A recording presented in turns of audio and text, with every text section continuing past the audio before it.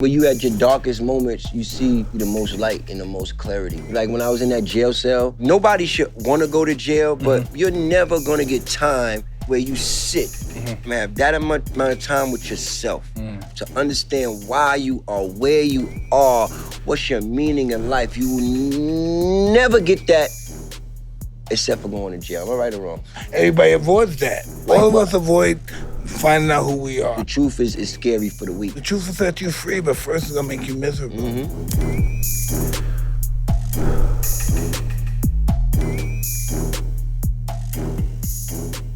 What's good, everybody? Welcome back to Hotboxin. I'm Sebastian Joseph. I'm Mike Tyson. And we got Juelz Santana in the building. All day. Hey. Spring, hey, what my man was saying? Check this out. The rocks in my ring shine like Polish spring water. Polish spring water. I never forgot that one. So how's life, man? We hearing that you're going on tour, right? About to go on tour, man. We got the By Burning... yourself or the whole crew? Me and Capo. Yeah. Me and Jim Jones, we gonna go on this Burning Gas tour. My boys High Tolerance. We just doing something new, man. It's kind of like, instead of just doing the normal tours and performances, we kind of like, we gonna perform and it's gonna be like a lounge, like kind of like this. Like, I mean, so we just decided to do it this way. So what's this Bumblebee thing, Mike? I seen you in the Bumblebee suit yesterday, man. I didn't know what was going on. I said, gotta send kids to college.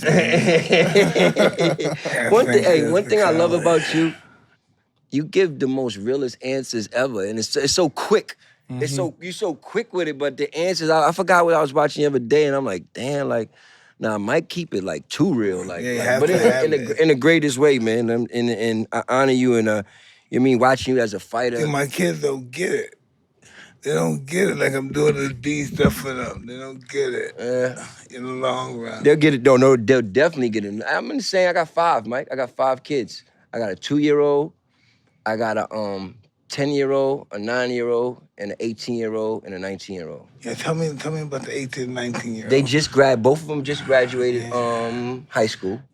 One of them graduated with honors from Tenafly High School, and the other one graduated from Atlanta. We just went out to Atlanta, which is, for his graduation. So, I mean, it's beautiful, but they at that age now to where they're a little rebellious, they trying things. But what I mean? Make them feel comfortable. Ever make them feel like they're doing something sneaky. That's one thing I always try to do with my kids. I always try to let them know they can talk to me about anything.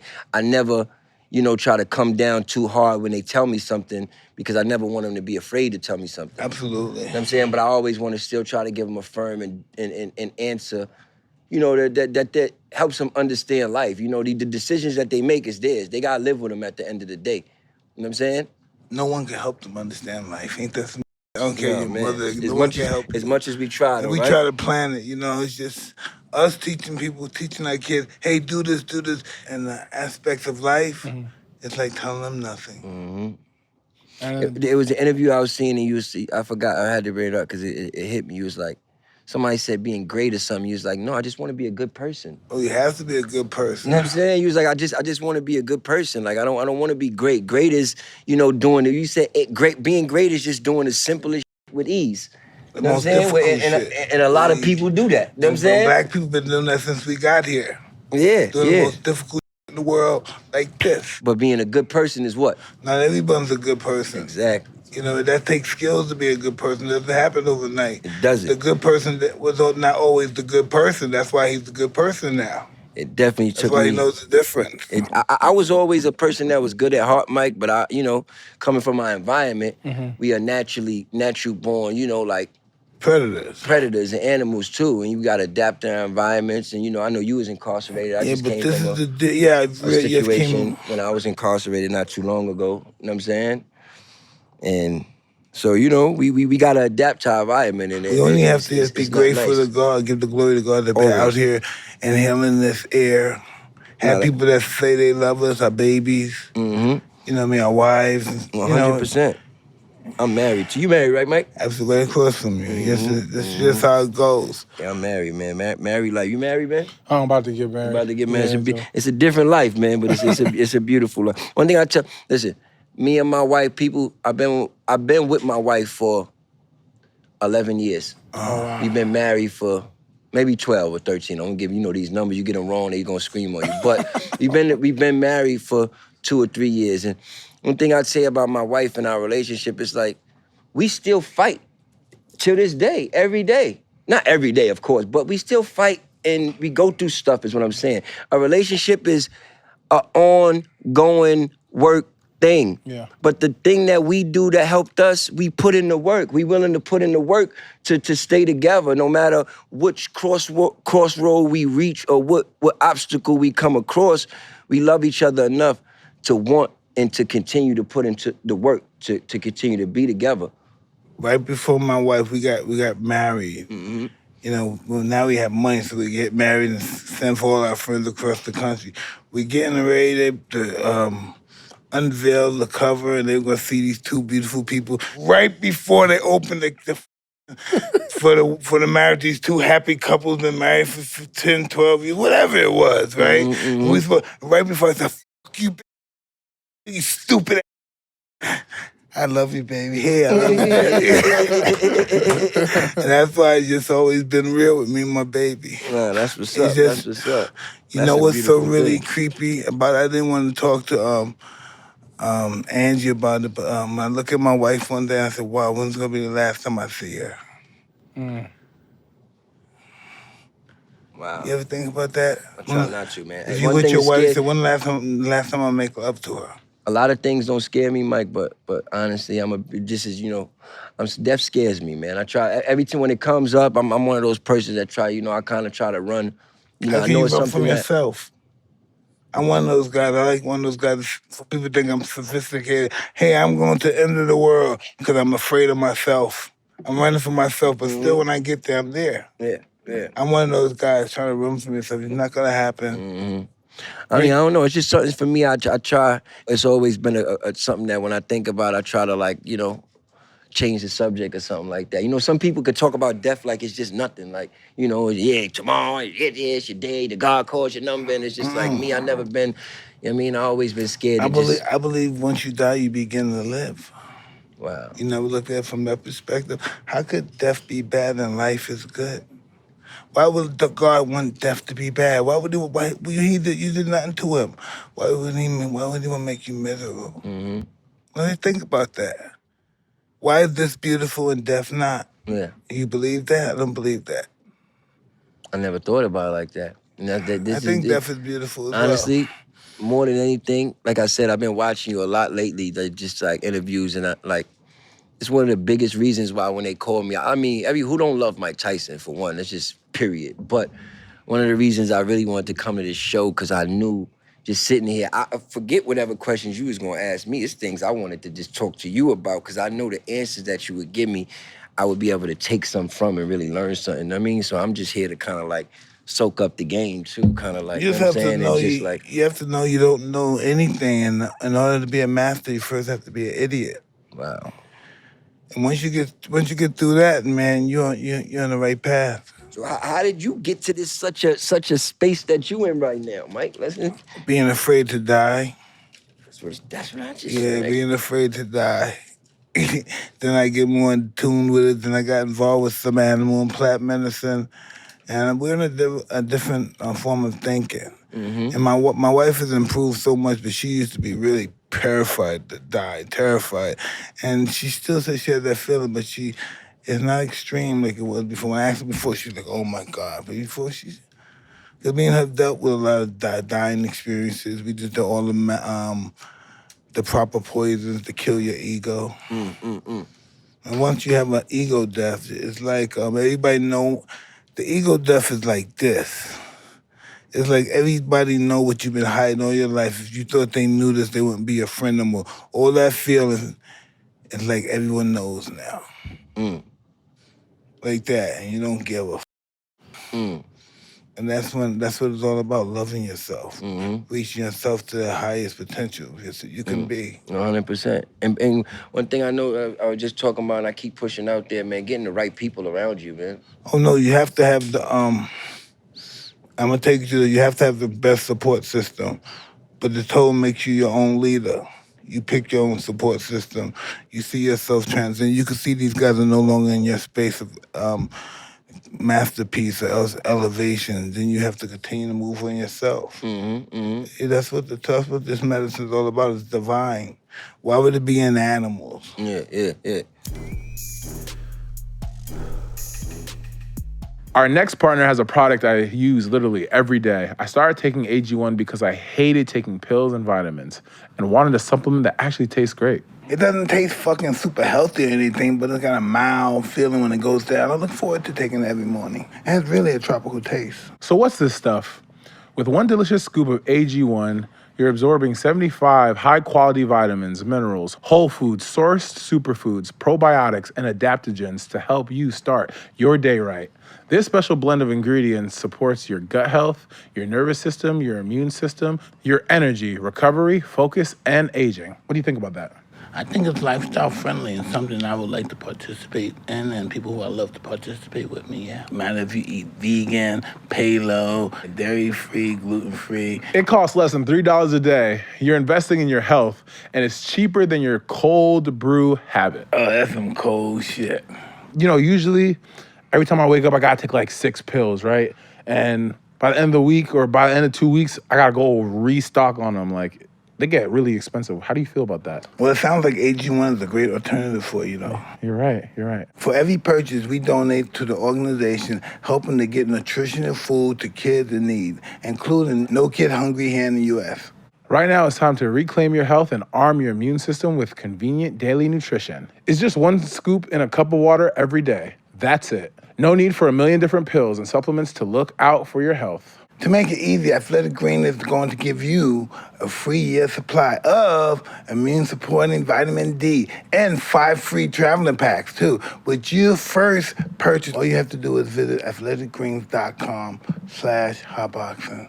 Again, that's athleticgreens.com/hotboxing to take ownership over your health and pick up the ultimate daily nutritional insurance. So what you think about the internet? How you feel about the whole internet and stuff that's, you know? It has a lot of good qualities, right? We can always get a song we thought was outdated, no longer used. So I don't know. I feel like in life, everything has a gift and a curse. And I definitely feel like it's a lot of good things that come with the internet, but it's also a lot of negative things that come with the internet. So, being an OG like people yourself. People can call you and think you're someone else and they can kill you. I mean, I think it's a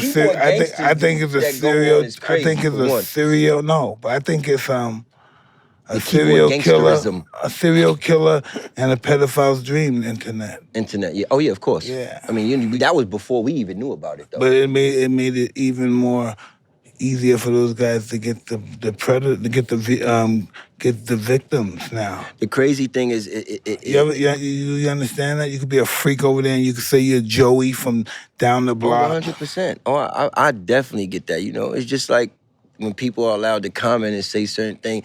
I look at it like people in the world today is so crazy how they judge people and how they pick who they want to like at certain times. It's like that saying, they love you today, they hate you tomorrow just to love you again. Yeah. You know what I'm saying? When you do something. So it's like, my thing, to people out there in the world, just like one thing I want to say, you just always gotta be yourself. You always gotta know what you want and believe in yourself and just do it for yourself and your family. Because at the end of the day, people are always gonna be people, and people are not good people. You understand what I'm saying? No, listen, like a lot of people are not good people. I'm a strong believer that good people have to do bad shit to keep bad shit good. I don't believe I just believe that some good people have to do bad shit to make shit good. But I think the internet is full of a lot of people that just judge, man. You know what I mean? It's like that's what I Aren't they children? It's children. That's why they're children. Yeah. I think they just judge based off their insecurities, though. Honestly. No, that's a fact. That's a fact. But it's crazy how you see certain things, right? How they pick and choose. You could see two people in the same situation, but the narrative changes on how they feel about that person, depending on whether they like that person or not. How they look like. Or you know what I'm saying? That's the craziest and illest shit. But nah, man. When I said that, I meant like because I wanted to put this out there. It's like, all right, say for instance, Gucci Man, right? Gucci Man is somebody that people look at sometimes. Oh, Gucci Man is just, you know, he killed somebody, so they kind of give him a different type of praise. I met him before and I got his energy. I got the energy. Nah, he's a good dude. I like Gucci's a good dude. What I'm saying is the people on the outside who kind of like these computer people, right? So Gucci's the man. But Gucci's done drugs. Gucci's, you know, went to jail, changed his life, done stupid things. But because Gucci's just so-called person that they like at the moment, or they put it out there like the narrative, like it's better when he does it than somebody else. Like, say, for instance, when I went to jail, it's like, oh, you went to jail, you do drugs, or, you know what I'm saying? Like, you can't change your life or just become a better person, but he can do it because you get what I'm saying? Like, if they like that person. Listen, this is the deal, right? It's all been written ahead of time. When he has the light on him, the light is on him. But every now and then, as soon as God starts noticing you, so does the devil. All right, so that means you're gonna shine and you're gonna fall too. And that's what this life's all about. Rising and falling, rising and falling. But what happens when you fall from a rise? And that shows who you are. It's a fact. That's a fact. At first, it's gonna make the strong strong and the weak weaker. That's just, it has to be that way. Oh yeah, but that's I think you as a person. You know what I'm saying? That's how I was always built. Like that's why I don't even listen or pay attention to certain things. But it just be funny. Like, that's why I was talking about the whole internet thing on, like I said, how you could take somebody two people and put them in the same situation, and people would give two different outlooks depending on whether they like a person or they don't, or they dislike a person. Yeah. You know what I'm saying? It's the craziest shit in the world to me, but it's like, you know. How do a person, even if he's like me, even if he's a fucking redneck, Aryan, whatever, how do I judge him? Is that all I see him as?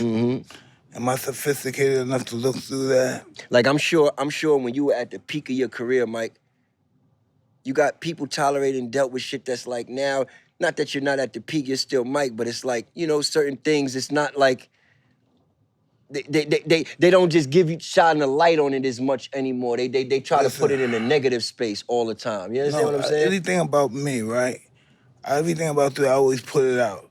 You know what I mean? Because I stay in the dark. The dark is going to show you the light. And that's just what it is. I'm not going to be like this guy. Oh, Mike Tyson, you did this, you did that. No, fuck you don't them. hide from it. No, fuck them. Don't worry about hide. Fuck them. It's just what it is. I'm going to be myself if I got 100 million, 100 bucks. Zero. Can we talk about how'd you come about rap? Like, obviously you said, you know, you were a product of your environment, then you found it. How'd you find it? Well, rap just kind of, you know what I mean, when I was younger, it was something I just picked up on just doing, you know what I mean? And it was kind of the cool thing to do in the neighborhood. Hey, listen, time. I don't mean to interrupt you. Good. See, these people, they don't know who you are. They looking at you and they think you a rapper. Show some shit, nigga, how you was skinny and beautiful, talking shit. What? Come on, show, put the shit up. Hey, you got some shit on the screen? Let me see. Yeah, Come on, now pull it you up, know pull it seeing up. that shit when you running around, your shirt off, you talking shit. Yeah. Got your bandana. Bandana, know what I mean? On tilt, I had everybody rocking the bandana, Mike. Hey. You need to put the one when you did Lil Wayne song. What song was that? Which one? We and Wayne did a whole project, a Fucking bunch. Irish cold water, nigga. The fucking water that shining with Irish man. cold. Oh, this the whisper right here. You look at this nigga, young nigga. I used to say that to cuss.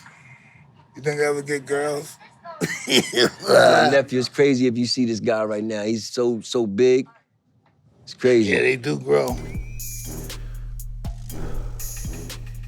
There's a certain confidence that comes with being properly groomed. There's an aura, a vibe. You can just tell by the way they carry themselves. We call that BGE, Big Groomed Energy. And there is only one way to get that BGE, Manscaped. We'd like to introduce you to the best and biggest ultimate hygiene bundle yet, the Platinum Package 4.0. Yes, sir. Manscaped is the leader in below-the-waist grooming. Now trust them with the rest. Manscaped's brand new Platinum Package 4.0 is the biggest bundle they've ever offered, giving you a bulk discount on Manscaped's top products. The Manscaped Platinum Package 4.0 is the one-stop shop for the man who deserves it all. They designed this package to allow you to fully align your entire hygiene routine with elite product. Inside this platinum package, you'll find their Lawnmower 4.0 trimmer, Weed Whacker ear and nose hair trimmer, ultra premium body wash, ultra premium 2-in-1 shampoo plus conditioner, ultra premium deodorant, crop preserve anti-chafing ball deodorant, crop reviver ball spray toner, and anti-chafing boxers. And you can't forget about the Shed travel bag to hold your goods while traveling. The Lawnmower 4.0 body trimmer and weed whacker, nose and ear hair trimmer featuring proprietary advanced skin-safe technology to protect your delicate parts and hold. Both are waterproof so you can shave with less mess. In addition to shaving, you can now completely upgrade your shower routine with the ultra premium body wash and ultra premium 2-in-1 shampoo plus conditioner. You'll have your skin and hair feeling hydrated and smelling fresh. Don't forget to apply the aluminum-free ultra premium deodorant for that cologne quality scent on the go. But it's not just your piss that stink. Your balls can stink too. No one wants no stinky balls, so thankfully their crop preserver, ball deodorant, and crop reviver ball toner can solve this problem for you. Once they touch your sack, you'll never go back, brother. Manscape even threw in 2 free gifts to their Platinum Package 4.0, the Manscape boxes and the Shed travel pack. Bring your comfort and boxes to another level. The Platinum Package 4.0 covers all bases from trimming to showering to leaving the gym smelling nice. This is the best bang for your buck. Get 20% off and free shipping with the code Hotboxin at manscape.com. Again, that's 20% off with the free shipping at manscape.com and use code HOTBOXIN. Unlock your big groom energy with Manscaped. And remember, when you trim the hedges, the tree stands taller.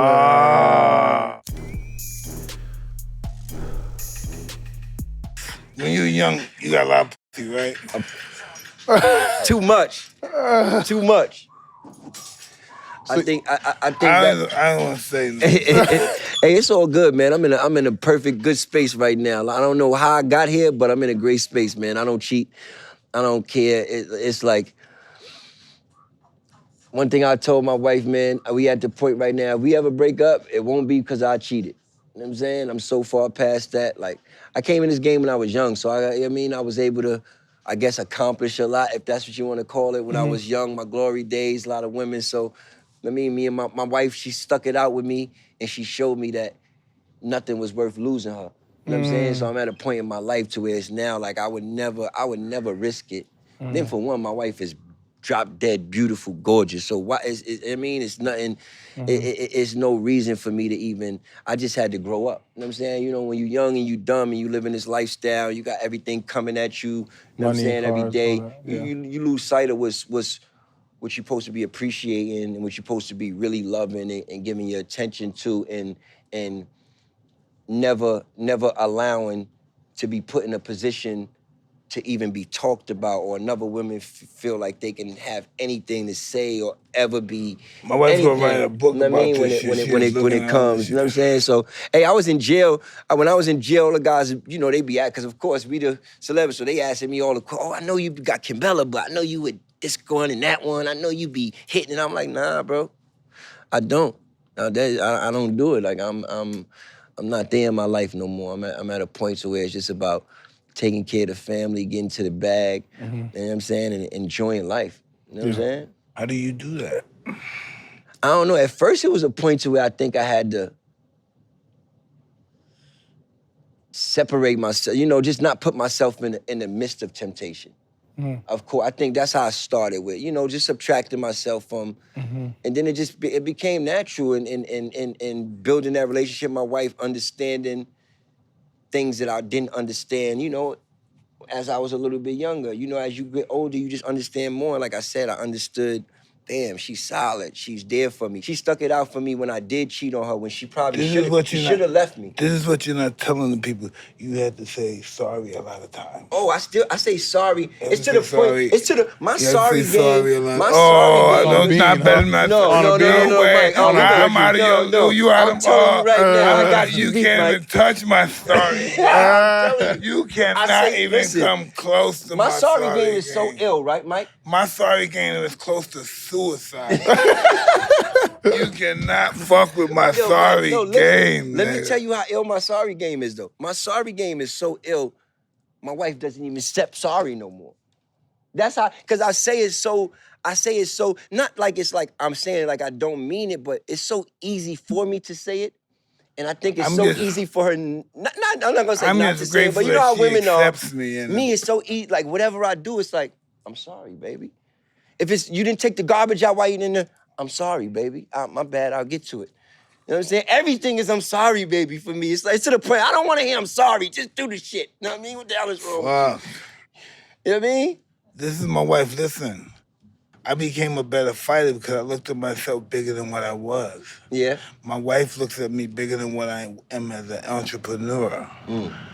That's the only reason I'm successful. Because she didn't look at me as just this fighter that was a great fighter and he could do commercials and movies. She looked at me as an entrepreneur that was bigger than I could ever imagine. And sometimes your dream starts at one level and you need someone else to carry it on. No, you're right. You're absolutely right. And you need somebody to be there and just, you know, spread good light, good energy, and like I said. But they had to be beaten up enough from life. If life didn't beat them up enough, they're useless to you. I agree. Nah, me and my wife, like I said, we still fuss, we still fight, we still go through it, but we love each other enough to put in the work to make it work. You know what I'm saying? And you know, that's what it's about. How do you put in work from not fighting? That's what I'm saying. You can't. Yeah. You have to fight. And it's crazy because, you know, sometimes I get criticized on the relationship. Like I see things on internet and I'll be like, how could you ever talk about my relationship? It's like, me and my wife been through it all, ups and downs, you know what I mean? Me being in jail, her holding me down, like, you know what I'm saying? Me being there, it's like, I would think this is the type of relationship that, you know what I mean, especially coming from but do you see the people, they just so negative, they look for any way to try to come at, but I look at my shit, it's like, I mean, this is kind of like what you should, you know what I mean? Look for in a relationship, like, because so you have a daughter. How old is your daughter? We know what we can accept from each other. These people get into relationships, get married, and it's like you cheat and then y'all break up. Why? Because y'all got married too soon. Y'all don't even know what y'all can tolerate. You have a daughter what y'all willing to tolerate. 18, 19, and she a daughter? No, I got my daughter. My daughter is 9. My son is 10. Yeah, my daughter's 9. Wait till they get 20, 19. Wait till they start developing. I'm gonna show you a picture of my daughter. You want to think you're a tough guy? I think I'm a tough guy. My daughter starts developing. I start to shake. No, my daughter is. Oh, she's the. God. Yeah. Hey. Daddy's little girl. You got one daughter or? No, I have many daughters, but she's playing sports, and as long as she's starting to develop now, and I'm thinking, well, I don't want to meet guys like me at her age. You know, I'm like, wow. And I'm thinking, how do I protect her from guys like that? I have a song, and I say, I pray my daughter never meet a nigga like me. Woo! And how do you protect her from guys like you? I pray my daughter never meet a nigga like me. Damn. You know what I'm saying? That's getting too personal. But Nas said an ill line when it comes. He said, God does something to the biggest players. He gets us back and makes us have. I forgot how he said it. I don't want to mess Nas' line up, but he said an ill one when it comes to that. Them daughters, man, it's nothing like having a daughter, man.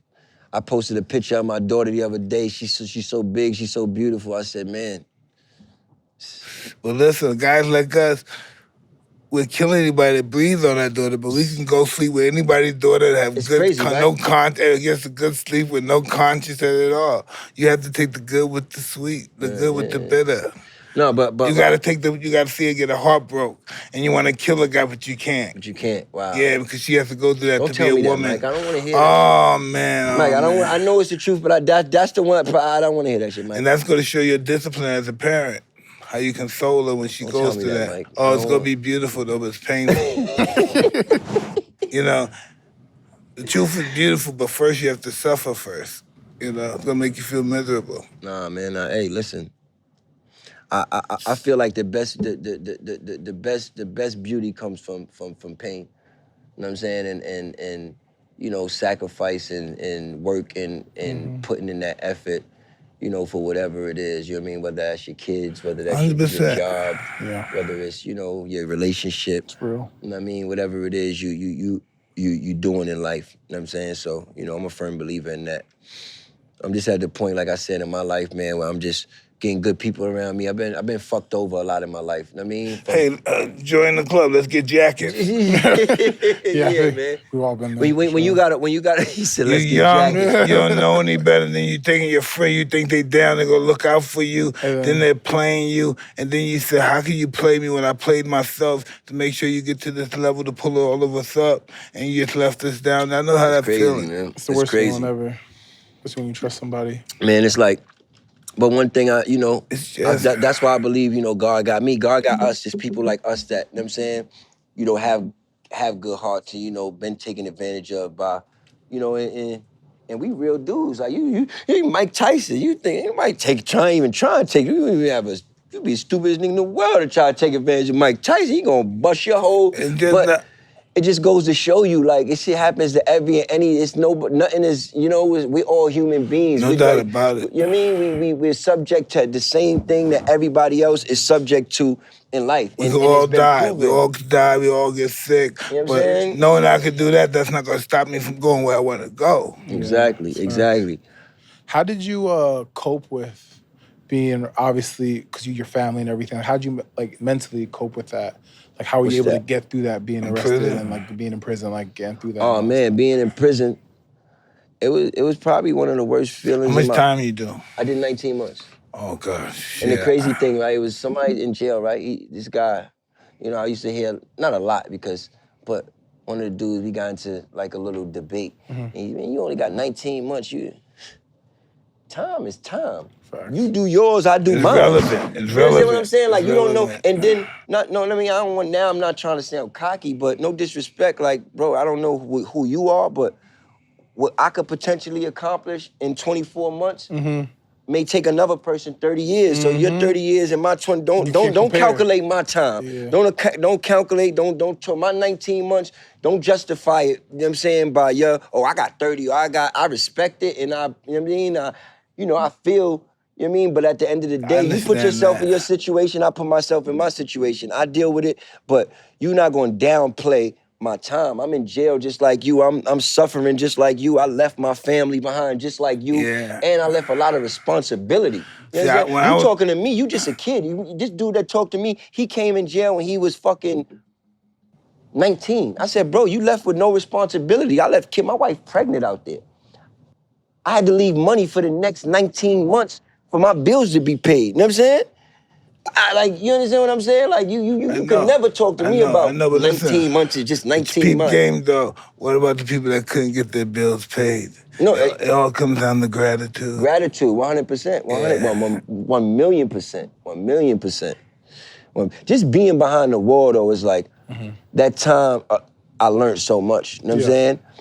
Like, you meet a lot of good guys behind the wall, too. Like, a lot of smart guys. You know what I'm saying? A lot of talented guys. A lot of, jail is like a hub for, some of the illest people in the world. When I say ill, I mean, great. They just didn't, they just were limited in whatever area that pushed them in a direction. No, they lived on the wrong side of the street. That's too. I mean, I agree. Some just made wrong decisions too. Some didn't go wrong. Some guys are on the wrong side of the street and make all right decisions. It's all about the decision making. Definitely, I agree with that. One thing, DMX said that.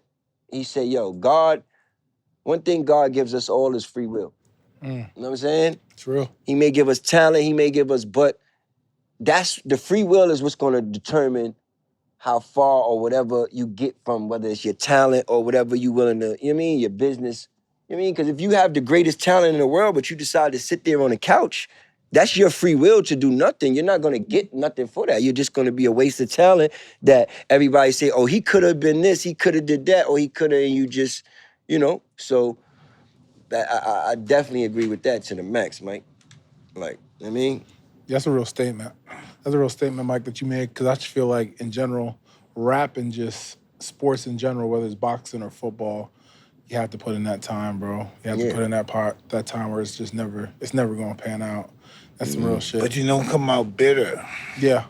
Never come out bitter. So I came out bitter and I fucked my whole life up. I went back to prison twice or 3 times after that, just to come out positive. Yeah. Being gratitude. So when you say you came out bitter, Mike, Can you go in detail? What was it exactly that made you bitter? Was it everything that you left behind when you were at the top of the game? That and hear everybody coming to visit. Listen, I got visits from everybody. You just name this, everybody. And they were telling me what's happening in the boxing world. And I used to know I was going to be champ again. So I was really bitter. I wanted to be champ again, and I wanted to shit on people. And shit on people. Yeah. Listen. For what they did to me. I blamed everybody for what they did to me. You always the champ, Mike. That's one thing I don't care. No, you're always gonna be our champ, Mike. You was like the first like boxing superhero. I mean, for me, of course you had Muhammad Ali, you had people like that, but it's like you the energy you brought, Mike, was just different. It was like, I don't know where it came. It was just authentic. It was from, real. Mike? It was just real. Nigga, I was the thug champion, nigga. The what? The thug the champion. Thug champion. Y'all got the internet? I need to pull this up because I got Mike here. Yeah, right? pull that shit. Now I need to pull this up. This is why I'm telling behind the scenes because I need to justify this. This is a scene that happened. Type in Mike Tyson and Juelz. One day we was with Cam. I always get like crucified on the internet when this clip gets posted. Wow, what happened? I don't know. Mike like grabbed my arm or something and put my arm up, and they was like, damn, Mike pressed you. I'm like, I got it with damn. Where's this clip at? I would never do that. No, it wasn't like that. But they were just fucking around. No way, dude. You must have been 12 years old back then. Probably, yeah. I think I was. Mike Tyson manhandled you. See, Mike? Why'd you do that, bro? Fix this, Mike. Come on, Mike. We gotta fix this shit, Mike, man. Look, Mike, what are you doing, Look bro? at Mike, man. Come on, get the screen. Show Mike, what you doing, bro? On me, man. Look at these niggas young, man. Yeah. Oh my God, y'all young. What did I do, Mike? That's Cameron too, right? Nah, I was trying to tell all those you're the man. See, thank you, Mike. Can I get a 5 on that? Yeah, thank you. Okay, so we got it clear. Mike was not pressing me. Yeah. He was trying to tell me to tell y'all I'm the motherfucking man.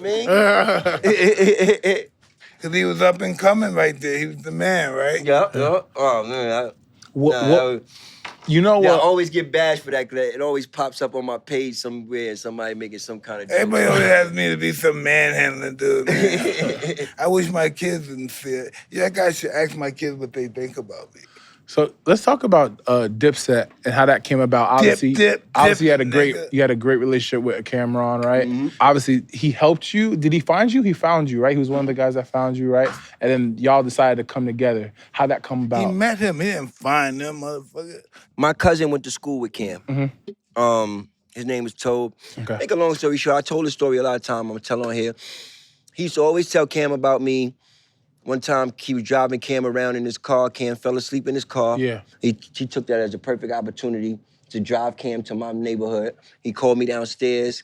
Cam was asleep in the car. He woke Cam up like, yo, Juelz, rap for him, just rap. I started rapping. Cam is asleep. Like, that sounds like an intervention. Yeah, he's like, baby. He's like, why the fuck you got this dude in my car and I'm just rapping?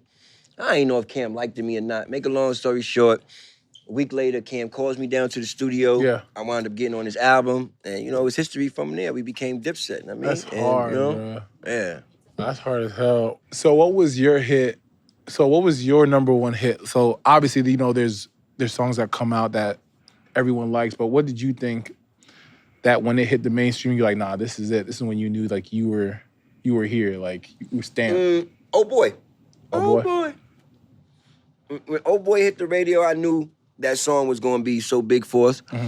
It just had that pop crossover feel. I really mean it. And I put some of that shit on. Oh yeah, that was like that rough. That was like there was another one. What was the other one? Listening to gangster music. Oh, hey, come on, you know what I mean? come on. Stop playing. That's the All them fat bitches that's the and national sandals and anthem. shit, Yeah, you know. Sandals.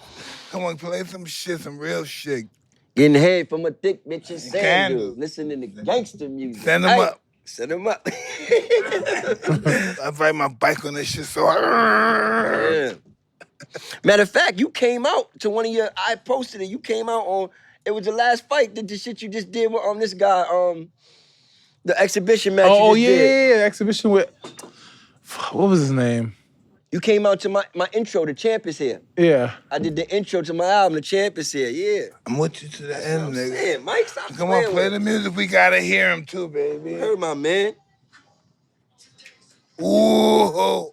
Up in the suitcase. Remember that, right, down mommy? to Harlem. Tell Remember him that, that I mommy? sent you. Love you. I'm going to November. Get a broad, have him sent up. Call my bird, call my broad, have him sent up. Call my niggas, call my squad, have them sent up. Yeah, I see a town. All I'm these liking. videos, all See these some videos niggas. were shot in Harlem.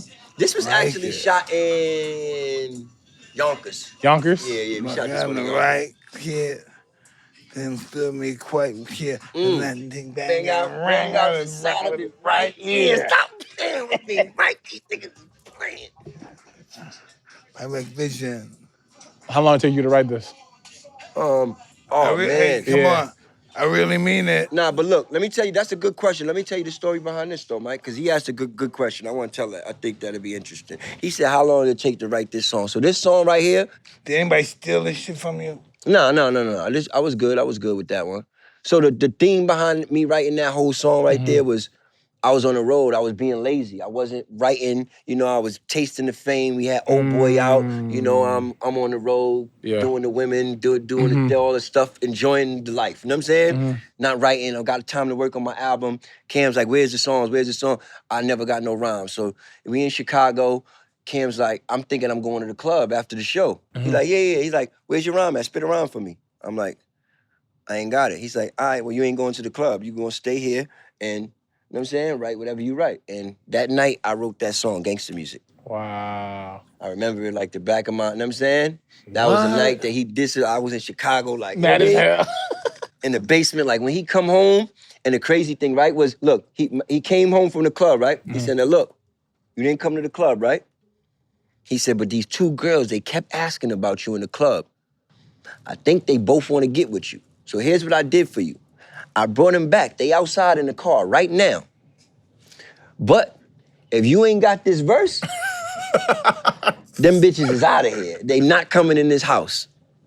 I performed that song like you ain't never seen me perform that song in my life, Mike. I'm sitting up there like, hey, that thing bang out and rang out. What? And sex addiction wins again. Yeah, this is way before my wife and stuff. Just so you guys know, these were the young and dumb days, man. Young, dumb, but don't forget fun. You wish you could get them back, but being as wise and as smart as you are now, you don't wish you could get them. Like, honestly, when you sit back, do you wish you could get those days back? Like, as fun as they were and as glorious as they were, like right now, if somebody said, Mike, you could snap back into the glorious moment at that time, like, you know, in your career, would you do it? Would you snap back or would you? No. Why?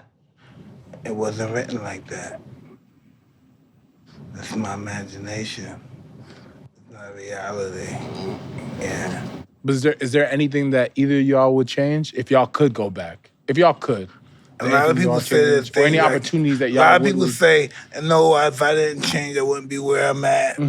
And that's true, too. That is true, yeah. But I know everybody always has something, I wish I changed this, but the shit wasn't turned out right. It's one of those questions that's like, it's like a complex question because it's not really that easy to answer as people think. It's like, you know, because like you said, in one note, you want to say, no, I wouldn't change a thing because I wouldn't be where I'm at. But being as smart and as wise as you are, you know there are things you would have changed and done Going to differently. prison made me wise. People who I thought was that, ran from me. That was my first understanding, real understanding. Yeah. People ain't shit. People, you're absolutely right. And when you at your darkest moments, you see the most light and the most clarity. You know what I'm saying? You see things like when I was in that jail cell, you're never in life gonna get time like that. Like nobody should wanna go to jail, but if you have any type, you're never gonna get time as being adults the way you sit for that amount of time, have that amount of time with yourself, to learn yourself, to understand yourself, to understand why you are where you are, what's your meaning in life. You will never get that except for going to jail. Am I right or wrong? This is true, but when people face that, they put that fucking towel around their neck and jump. Facing yourself is the worst thing in the world to do. Everybody avoids that. All of us avoid finding out who we are. The truth is very harsh for the weak. Yeah. That's all I can say, man. The truth is scary for the weak. For the weak-minded. The truth will set you free, but first it's gonna make you miserable. I agree. That's just how it works. How did you and Wayne get together and come up with so many tracks? Me and Wayne. Bangers? Wayne is my brother. Shout out to Wayne, man. Little Wayne in the house. Lil Wayne, that's my brother, man. Like, that's my brother. That's all I can say, man. Me and Wayne got together. We both kind of came up in the same era, right? Yeah. We were the young, fly kids. I killing was from the north. He was from the south. The south was coming real hard at this time. They were making a lot of noise, setting their mark in the hip hop industry. You know what I'm saying? Jeezy came out. Me and Jeezy were actually supposed to do a project together called Best of Both Hoods. You know what I'm saying? Jeezy he took off, you know what I'm saying? And he got real big. I don't want to say he got basically the mixtape didn't happen. He me and Jeezy did about 4 records, then he kind of got real big. Irish Spring Water. Whatever, we didn't do the mixtape, you know what I'm saying? Oh yeah, that's the me and Wayne. We can get to that. Yeah. You know what I'm saying? But Wayne called me up like, you won. You won. For you won. Wayne called me up and said, yo, what's up with the tape you supposed to be doing with Jeezy? I said, I don't know, man. You know, Jeezy's moving. He's doing a lot of things right now. You know what I'm saying? He said, man, what's up? If you want to do it, let's do the tape. But let's do the tape together, me and you. And from there, me and Wayne, just so happens, the next month, we wound up going on tour together. Me, Lil Wayne, Chris Brown, and the Franchise Boys, and Neil at that time. And that's how that song with Chris Brown came out then, probably. Which one? Back to the Crib? No, Back to the Crib, no, that didn't come out on that tour. We did a couple records on that tour, but not Back to the Crib. Back to the Crib was just a record, and I'm gonna talk to you about that after this, right? Okay. But we went on tour, and me and Wayne just got super close. We did a bunch of records on tour. Wayne is a studio rat, so after the shows, Wayne always had the studio booked. Me and him would go to the studio, record. We recorded so much music. We just became super close, and that's been my brother ever since. You know what I'm saying? The Chris Brown, Back to the Crib record. Back to the Crib. I met Chris Brown when he was 16 years old. He came to my studio with Tina Davis. She's a lady, I don't know if anybody knows, but she's very strong in the industry. She's been, a power player in the industry for a while. What's up, Tina? Shout out to Tina Davis. She was managing Chris Brown. They came to my studio. You know, Chris Brown had the song called Run It. Run it. It was a big record. Yeah. But it wasn't hitting on the radio the way they wanted to. You know what I'm saying? At that time, it was super big for R&B artists to have rappers on their song. Mariah Carey was doing it. Everybody was doing it. You know what I'm saying? I was the young dude. They came to my studio. They're like, Juelz, we got to get you on this record. We know it'll get more traction. I jumped on the record. The record just went through the roof. You know what I mean? Me and Chris became real cool. Which record was that? The Run It record. You know what I mean? Run It. That's super big record. Super big. Fire. Super big. So that was Chris Brown's first breakthrough record. You was on there? Yeah. That was his first album. Let's hear this. Yeah, let's do it. Let's bring that up. I remember the song. You go, when you hear it, you're like, oh, he was on this? Yeah, you slid on that shit too. So then that's how y'all connected and y'all made the other record, Back to the Crib. Back to the Crib. So Back to the Crib was kind of like, let's go to tell me you don't remember this, Mike. I remember you took over this shit too. Took over everything I jumped. That's how we do. Okay, check it out. Santana, King, I remember this. Ooh, talking shit, nigga.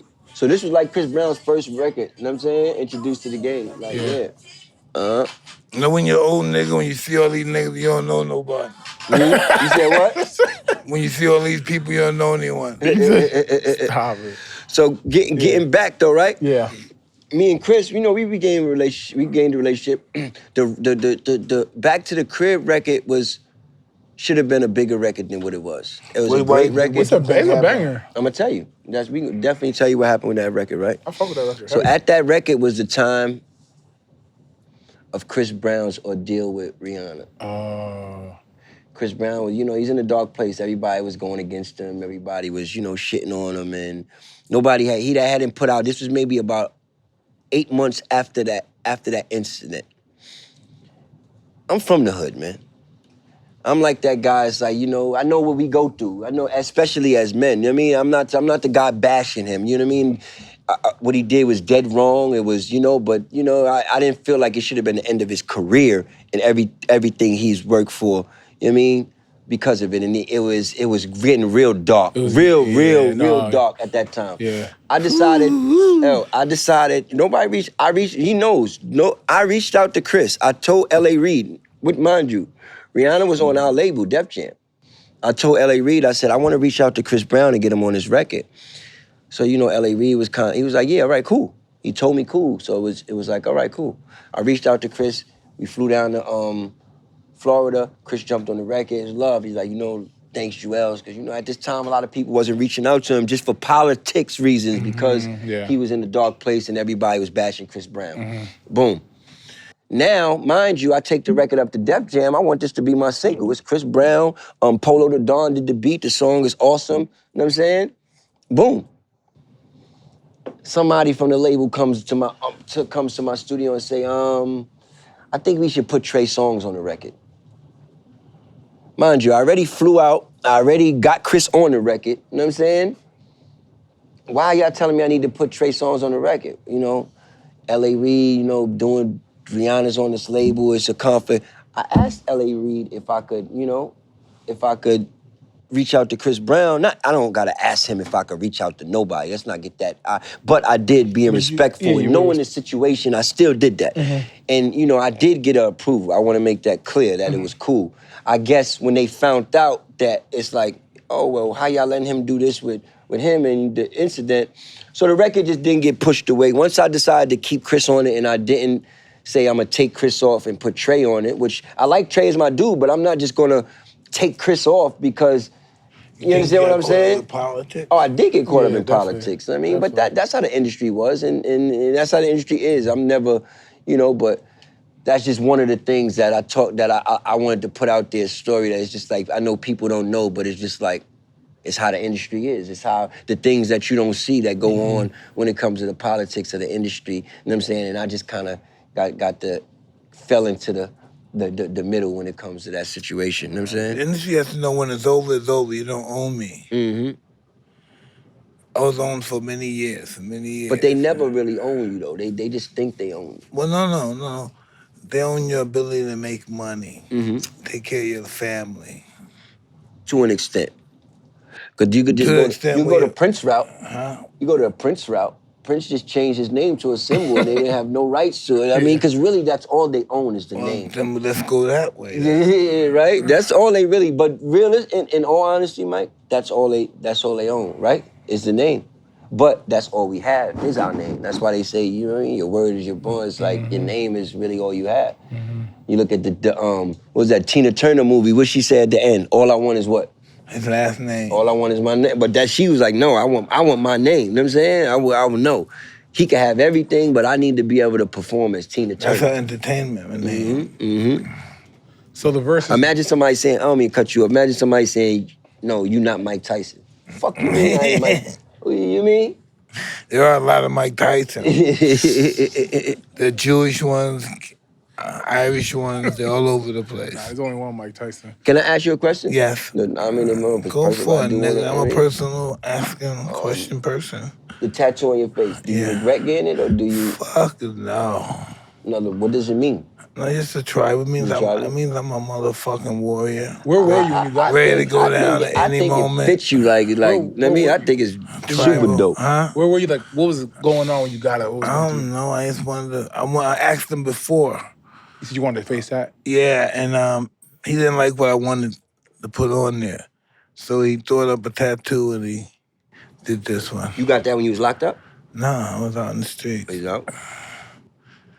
The tattoos I got when I was locked up. I got my best work when I was locked up. Off the ash. I ain't gonna front. I got my best work when I was locked up. And I got There's some of the talented cats in there. Now it's like they just can't keep their life together. So I got this added, like down here. You can't really see it. You probably gotta get close up, but I got some of this added. Some of the smartest people in the world are in prison. Look, I got this done on my neck, right? And it's like, it almost looks like a burn, like the red, I don't know what happened. And I got this on the street. When I was in jail, everybody thought it was a jail tattoo, and everybody thought my jail tattoos were street tattoos. It was the craziest thing in the world. Like that's why I say when you go to jail, you find some super talented people. You know, like the plastic like a telephone got the little copper in it. They would take that and make a needle out of it and make this. Or guitar string. Yeah, They take guitar really string. crazy, right? Yep, really guitar string. What they could do, and just how they made a simple thing like light. You know, like how they made how we make fire with a battery. I don't know if you've seen. Little battery. Yeah, just take a battery and you take a piece of aluminum foil. You cut the little thing off the side, and you just add this part of aluminum foil to the top of and it creates a glow. Like, you know, when something burns and you put your little whatever you put to it, and it's fire. I was amazed. You gotta think, I'm like, yo, this is crazy. Yeah, like, but they've been doing it for thousands of years. They cooked on a table that's in the cell. They put a stinger, they hook wires up to the table and something, and it turns into a damn frying pan.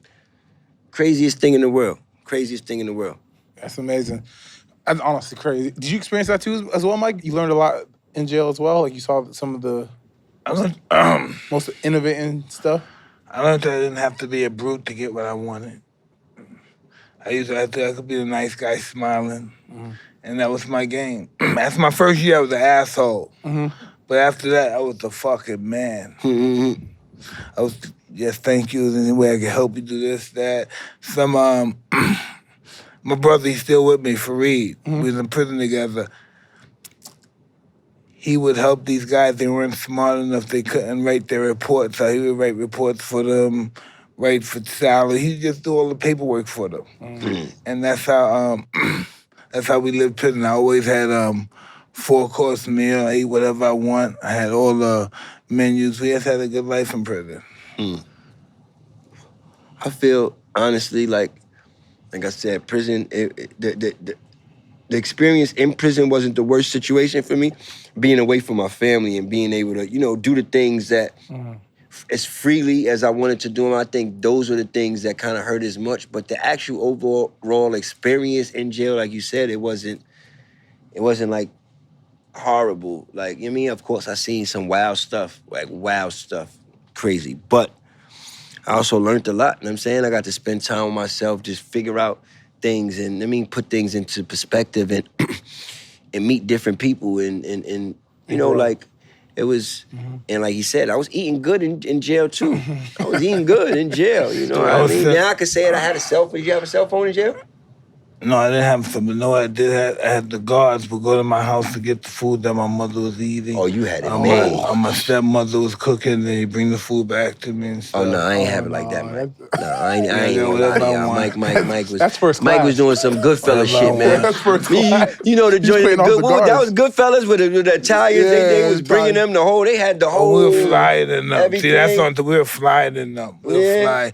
We just had menus. I ain't have it that good, Mike. I'm not. That was a lot of hard work. Those guys said, that's hard work. We got that in a plastic bag. Same thing on all those shiny things. You just said you had mama's home cooking. Like they would go get you. Your grandmother or your mom, you said? No, my mother-in-law. Come on, Mike. It's home cooked. You had home cooked in jail. I was You was outside. Basically, that's outside. Okay. If anything could take you outside when you in jail, it's a home cooked meal. I just knew what money can do, and I knew those guys weren't getting the money they deserved to get either, and they knew that. Let's talk about your versus battle, Dipset versus the Locks. Dip. So that was first off iconic. That shit was so fire. How'd that come about? How did all of that happen? It came about because just like what it is what versus is. It's versus. And it made perfect sense. For sure.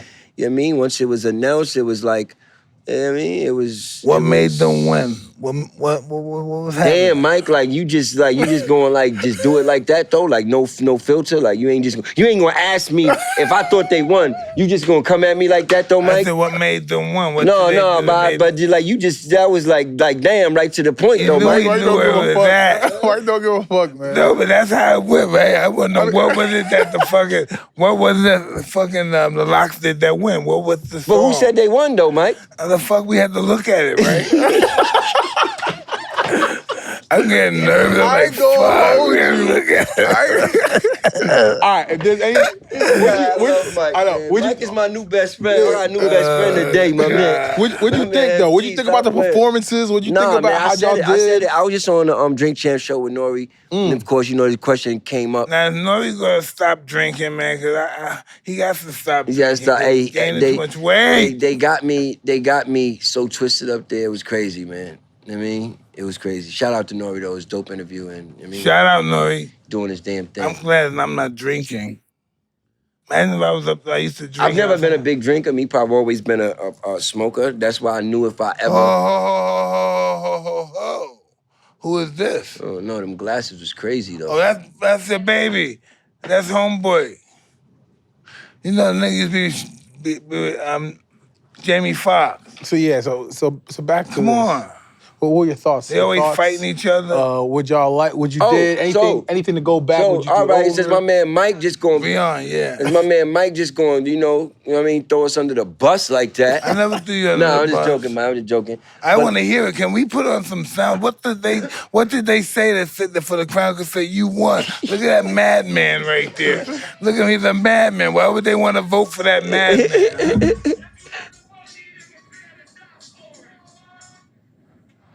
Cause they from Yonkers, right? They from Yonkers, man. Oh, they got nigga. That's New York though. That's just fire, bro. Look at the drip though. The drip. This shit is crazy. So like, how'd y'all prepare like the set? Yeah, that's what I want to know. How'd y'all prepare for this? Like, how'd y'all know which songs to come out? We did a little rehearsal, but obviously it wasn't. We didn't rehearse good enough, Mike. Right? That's you. I don't know. Look at this shit. This looks pretty good. Nah, I think they're just a Is natural. that Breon doing that shit, baby? They're just they're a group. Like I said on the Nori show, we're individual artists that come together as a collective. You know what I'm saying? I think they mastered the art of being a group before we did. You understand what I'm saying? They came in as a group. Everything they've done, their whole career has been as a group. Everything we've done has been as individuals, but when we come together, it's like Voltron. You understand what I'm saying? If that makes any sense, and they're great at what they do as much as we're great at what they did. I think, and I'm gonna say it. Look how much weight he lost. He must Jada, right? Yeah. They looking good. Like you don't want to say it like that, but no, definitely they fit. Yeah, they got getting right. They getting right. Yeah. But I think we had better records. I think they just outperformed us and outstaged us and kind of like got the crowd on their side more that night. And it's like anything else, Mike, it was a fight that night we lost. Yeah. Right? I agree. But it was all love though. It was all love. Definitely all love. Definitely all love. Those are my brothers. The Locks are like. Can I tell you something? Y'all get paid for that stuff? Oh man, it was definitely good. It was good. Yeah. It's very good. It was good. So everybody won then. Everybody won. They trying to get me in there again, but you know. Boy. I just got to make sure my opponent is always worthy, right, Mike? You know what I'm saying? Whoever affects the cash register, the high effect, yeah, we got to stick with those guys. We got to, I mean, you know, I don't want to be going in there just 2 minutes and two seconds and the fight is over, you know what I'm saying? you know what I'm saying? Well, it depends. If you get paid the same for going the distance, why not take it for a little bit? I agree. But I just want to pick. That look like a lot of work, you know? right? That look like a lot of work. No, it was one thing I could say. It was one of the best nights of my life, though. You know what I mean, as far as performance-wise and just being. Look at all on those stage. people. It was crazy. The energy in the building was probably like a Mike Tyson fight. Honestly, like. Ooh, you know where I was? Honestly, I would like to been there. I would like to been there. I think it was the night before a game, actually. It was the night before a game, and I legit finished our team meeting. I ran up to my room, because I was like, yo, I gotta watch this shit. Yeah. I was just streaming this shit on my phone, just watching this shit. This shit was hard, bro. This shit was tough. Well, guess honestly. what? Now that me and you locked in, if I do get in that ring again, I will definitely make sure you are present. You know what I'm saying? I'm in training you too. Who are you fighting though? Who you fought? Whoever. You fought somebody before, right? Literally? In the ring. Did you fight in the ring? No, I'm talking about this ring. I'm saying if I ever get, you said you wish you was there. I said if I ever get on this stage and it's, go against somebody, I'm gonna make sure that you're there for me. You know what I'm saying? Yeah. Fucking, Yeah. I don't know though about that boxing thing though, man. I was supposed to be with Onyx when they went against my boy. What was his name? Cypress Hill. Cypress Hill, yeah. I couldn't make it, right? How did the exhibition come about, man? Did you get paid a lot of money for that? Yeah, I did. He said, yeah, I did. Of course you did. Mike got a gift for you. What? Mike, you got a gift, right? I got a lot of gifts for you. Oh, you got some gifts for me? He was checking to take it. I forgot all about that. I appreciate it. Buck. Thank you, brother. You get this at hotboxin.store. And I got some gear. He laced you up. Though. Thank you. I appreciate you. I would definitely wear. Listen, right, whatever on your case, whatever you want to say to the fucking world, you love them, you're pissed off, it's right here, brother. Millions and millions of motherfuckers. I just want to say, everybody that been supporting Juelz Santana, thank you. Appreciate you for having me on your show, Mike. Juelz Santana, I'm back outside, new music coming, new everything coming. My energy is just on 10 right now. So I'm just, everything I do is I'm just taking it to the max right now. Good guy, baby. And good guy. It's gonna be good. I just want to say I feel God working right now in my life. You know what I'm saying? I want more than that. I want to thank. That's what I want to do. I want to take this time to say thank you, God. I feel your energy shining on me right now. Blessings coming in. I just want to be here to receive them. You know what I'm saying? However they come. And you know what I mean? Like I said, my kids take care of the family. You know what I'm saying? And you know, we natural born steppers. So anything get in our way, you already know it's gonna get moved. You know what I'm saying? We don't even gotta say it. What's understood don't need to be said. You know what I mean? If you just want me to pop shit, I mean, this is what I do. I'm from Harlem now. Talk shit, fly nigga. up or get flown over. Talk you know what I mean? shit, nigga. Swag up or get swagged on. Boss up or get bossed around. You know what I'm saying? We outside. Niggas know me. You know what I'm Preach, saying? baby. Vibes, we outside. You know what I'm saying? Talk We that outside, talk, player. Talk that talk. Well, It's a mythological Mac, baby, all day. You heard? Well, there you have it. Fire your supplier if you ain't got this. You know what I'm saying? Right, ooh, I like Fire that. The if you ain't designer got this, pack. Fire if you ain't got the baby bag. Get stepped He on. got the on measles. that. He You know got what the I'm diesel to saying? kill the measles. Juelz Santana in the building. Mike Tyson. Yeah. I'm Bash. We outside. We out here. Peace, guys. Yo, love, Mike.